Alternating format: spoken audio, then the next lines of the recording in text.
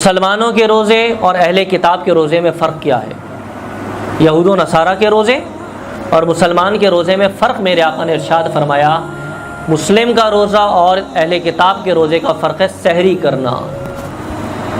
یہ سحری کرنا سنت مبارکہ، محبوب دو عالم نے ارشاد فرمایا کہ سحری میں برکت ہے، اللہ نے اس میں برکت رکھی ہے، چاہے تم ایک کھجور، چاہے ایک گھونٹ پانی سے ہی سحری کرو، لیکن سحری سنت ہے، اس میں برکت ہے۔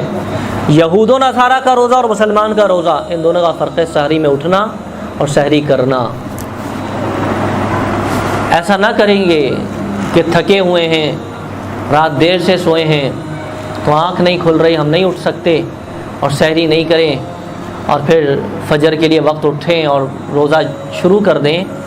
آپ نے روزے کی جو برکت ہے اپنے آپ کو اس برکت سے محروم کر دیا۔ جو فرق ہے مسلمان اور یہود و نصارہ کے روزے کا، وہ فرق ہی آپ نے ختم کر دیا۔ تو سحری سنت ہے، اور رمضان کا مقصد ہی یہی ہے کہ آپ ہر وہ عمل کریں جو اللہ اور اس کے رسول چاہتے ہیں، اور ہر اس عمل سے بچ جائیں جو اللہ اور اس کے رسول نے منع فرمایا۔